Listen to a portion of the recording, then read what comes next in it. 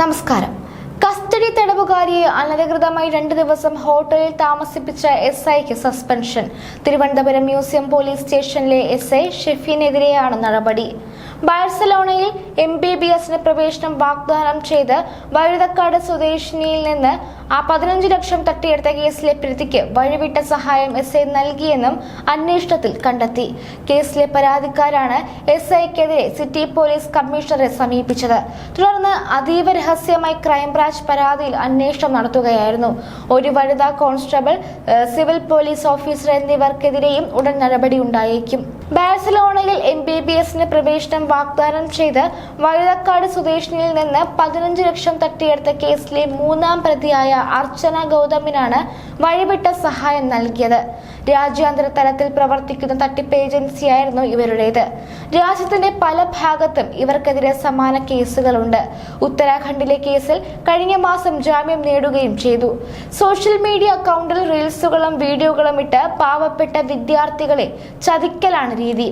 Spanish എംബസിയിൽ സ്വാധീനമുണ്ടെന്ന തരത്തിലാണ് എല്ലാം ചെയ്യുന്നത്. പണം കൊടുത്ത ശേഷം ഇവർക്ക് വിസ കിട്ടില്ല. അപ്പോൾ മാത്രമാകും തട്ടിപ്പ് തിരിച്ചറിയുക. ഈ മാഫിയയിലെ പ്രധാനിയാണ് അർച്ചന. അർച്ചനയുടെ ഭർത്താവ് രാഹുൽ ഗൗതമാണ് തട്ടിപ്പിലെ സൂത്രധാരൻ. വിവേക് കുമാറാണ് മറ്റൊരു പ്രതി. ദ ഇന്റർനാഷണലി എന്ന പേരിൽ സോഷ്യൽ മീഡിയ അക്കൗണ്ട് ഉണ്ടാക്കിയാണ് ഇവരുടെ തട്ടിപ്പ്.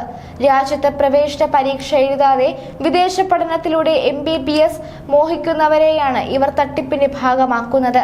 കേരളം ഉൾപ്പെടെ നിരവധി സംസ്ഥാനങ്ങളിലുള്ളവരെ ഇവർ പറ്റിച്ച് പണം തട്ടിയിട്ടുണ്ട്. ശതകോടികൾ ഇത്തരത്തിലുണ്ടാക്കിയ പ്രതിക്കാണ് മ്യൂസിയം SI സഹായം ചെയ്തു കൊടുത്തത്. സന്ദർശക വിസയിൽ MBBS പഠനത്തിനെന്ന് പറഞ്ഞ് കുട്ടികളെ സ്പെയിനിൽ എത്തിച്ച് തട്ടിച്ചതുൾപ്പെടെയുള്ള പരാതികൾ അർച്ചനയ്ക്കെതിരെയുണ്ട്.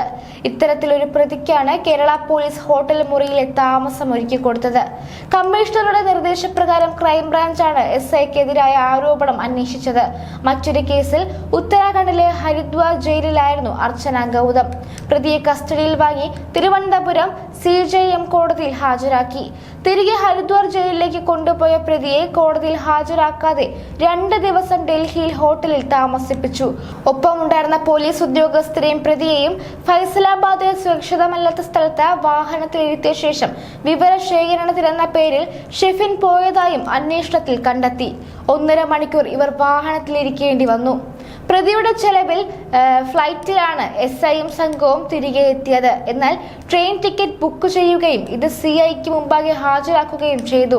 ഫ്ലൈറ്റിൽ നാട്ടിലെത്തിയ വിവരം സ്റ്റേഷനിൽ അറിയിച്ചില്ല. പകരം അനധികൃത അവധിയിൽ തുടർന്നു. തട്ടിപ്പു കേസിൽ പരാതി നൽകിയ വഴുതക്കാട് സ്വദേശിയാണ് പ്രതിക്ക് SI ഒത്താശ ചെയ്തതായുള്ള വിവരങ്ങൾ തെളിവ് സഹിതം സിറ്റി പോലീസ് കമ്മീഷണർക്ക് കൈമാറിയത്. ഒപ്പമുണ്ടായിരുന്ന പോലീസുകാർക്കെതിരെയും അന്വേഷണം പുരോഗമിക്കുകയാണ്. മേലുദ്യോഗസ്ഥൻ പറഞ്ഞതനുസരിക്കുക മാത്രമാണ് ഉണ്ടായതെന്നാണ് ഇവരുടെ നിലപാട്. ആരോഗ്യ കാരണങ്ങൾ ചൂണ്ടിക്കാട്ടി അവധിയെടുത്ത് വകുപ്പ് തല അനുമതി വാങ്ങാതെ SI ഷെഫിൻ ഇടുക്കിയിൽ സിനിമയിൽ അഭിനയിക്കാനും പോയെന്നും കണ്ടെത്തി. ഉത്തരാഖണ്ഡിൽ നിന്ന് നാട്ടിലെത്തി ഒരാഴ്ചക്കു ശേഷമാണ് സിനിമയിൽ അഭിനയിക്കാനായി 4 ദിവസം അനധികൃത അവധിയെടുത്തത്. ഇതും വിവാദമായിട്ടുണ്ട്.